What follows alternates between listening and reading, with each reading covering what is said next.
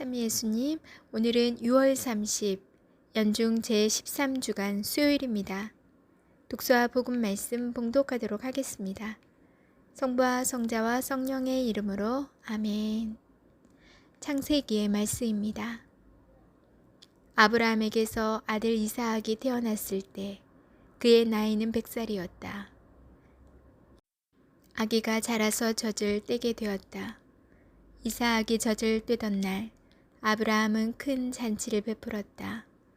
그런데 사라는 이집트 여자 하가르가 아브라함에게 낳아준 아들이 자기 아들 이사학과 함께 노는 것을 보고 아브라함에게 말하였다. 저 여종과 그 아들을 내쫓으세요. 저 여종의 아들이 내 아들 이사학과 함께 상속을 받을 수는 없어요. 그 아들도 자기 아들이므로 아브라함에게는 이 일이 무척이나 언짢았다. 그러나 하나님께서는 아브라함에게 말씀하셨다. 그 아이와 내 여종 때문에 언짢아하지 마라. 사라가 너에게 말하는 대로 다 들어주어라. 이사학을 통하여 후손들이 너의 이름을 물려받을 것이다. 그러나 그 여종의 아들도 내 자식이니 내가 그도 한 민족이 되게 하겠다. 아브라함은 아침 일찍 일어나 빵과 물 한 가죽 부대를 가져다 하가르에게 주어 어깨에 매게 하고는 그를 아기와 함께 내보냈다. 길을 나선 하가르는 부에르세바 광야에서 헤매게 되었다.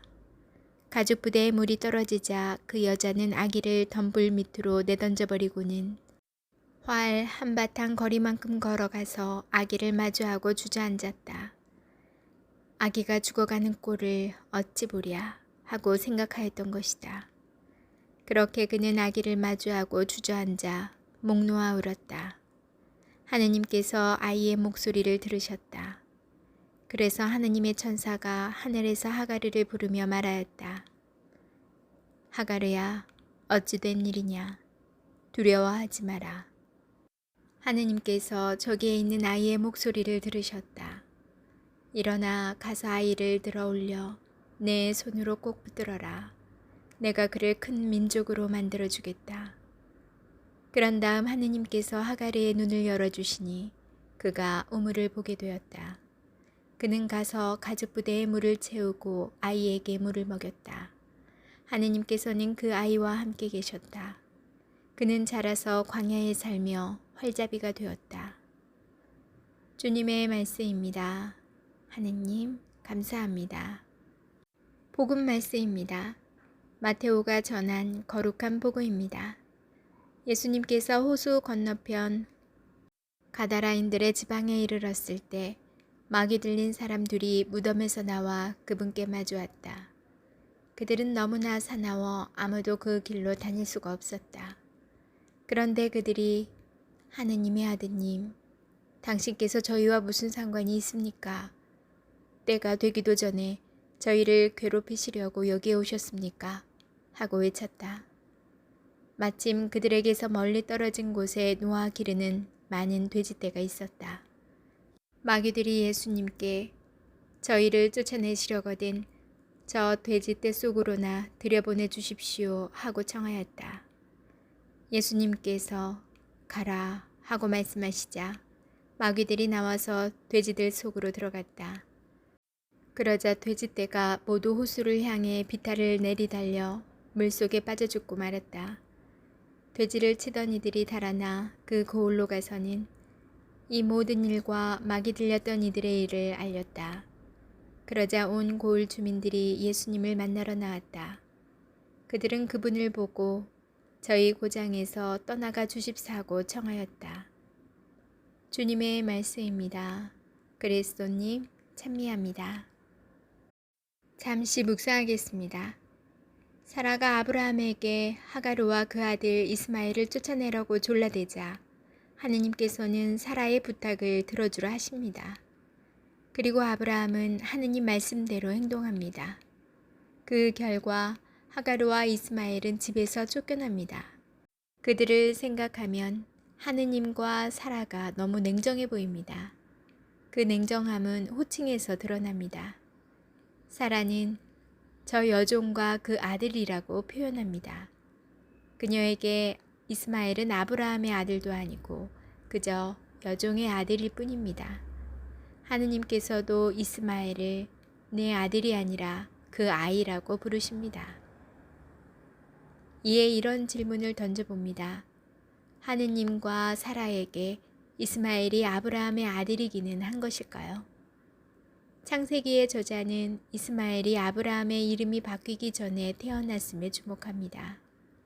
하느님과 계약을 맺기 이전 아브라함의 이름은 아브람이었습니다. 따라서 이스마엘은 아브람의 아들입니다. 그리고 이사학은 아브람이 아브라함으로 하느님과 계약을 맺고 그가 새로운 이름을 얻은 뒤에 얻게 된 아들입니다. 따라서 하느님께 상속을 약속받은 인물은 이스마엘이 아니라 이사학입니다. 오늘 독서는 가족 간의 갈등을 전해주는 냉정한 가족사 이야기가 아닙니다.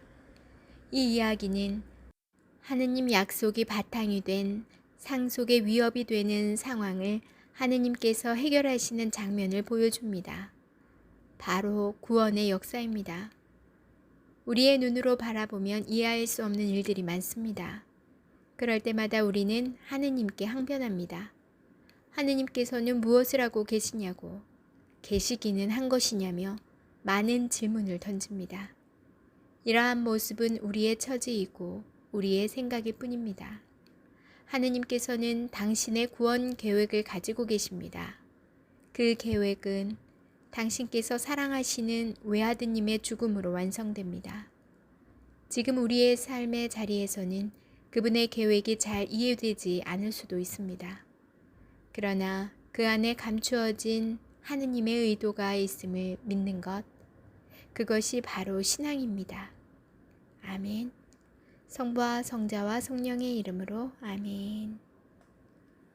오늘은 비가 하루 종일 오락가락, 해가 뜨다 비가 내리다, 정말 정신을 못 차릴 정도로 날씨가 변덕을 부렸는데요.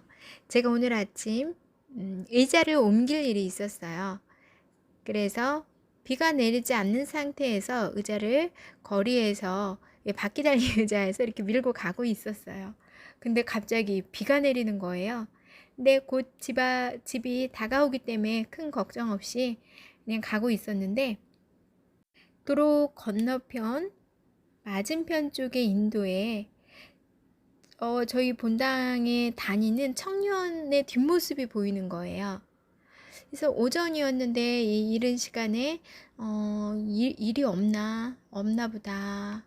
예전에 일을 다니는 것 같았는데 라는 생각을 했고, 그분은 몸이 좀 불편하고 아픈 청년이었어요.